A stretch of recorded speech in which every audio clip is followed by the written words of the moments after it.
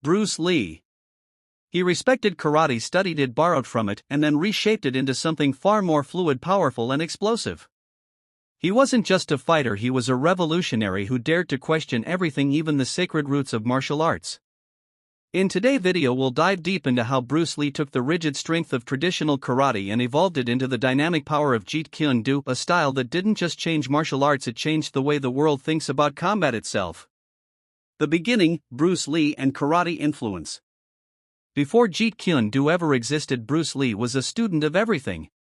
His roots were in Wing Chun under Ip Man, but he didn't stop there.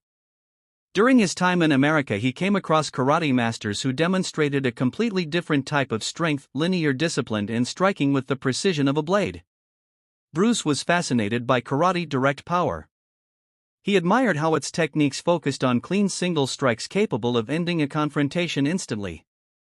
But he also noticed its limits: the rigidity, the predictability, and the lack of adaptability when facing non-traditional attacks. Karate was like a powerful machine, efficient, strong, but somewhat locked in its form. Bruce Lee began to question, what happens when a machine faces chaos? Real fights were not choreographed. They were wild, unpredictable, and full of movement. Karate gave him the raw material, but Bruce wanted to melt that material down and reshape it into something living, something that could breathe, flow, and strike from any position. The problem with traditional forms. To understand Bruce Lee's transformation, you have to understand what he was rebelling against. Traditional karate emphasized forms, cut on long sequences of movements practiced over and over. These forms built discipline, structure, and muscle memory. But in Bruce's eyes, they also built walls. He saw students becoming slaves to patterns. They weren't thinking, they were performing.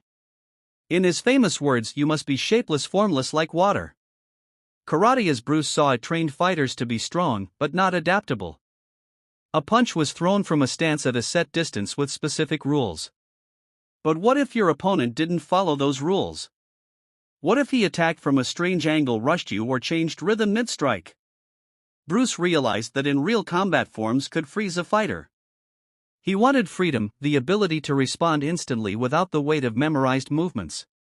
This realization became the foundation for Jeet Kune Do, the art of the way of the intercepting fist.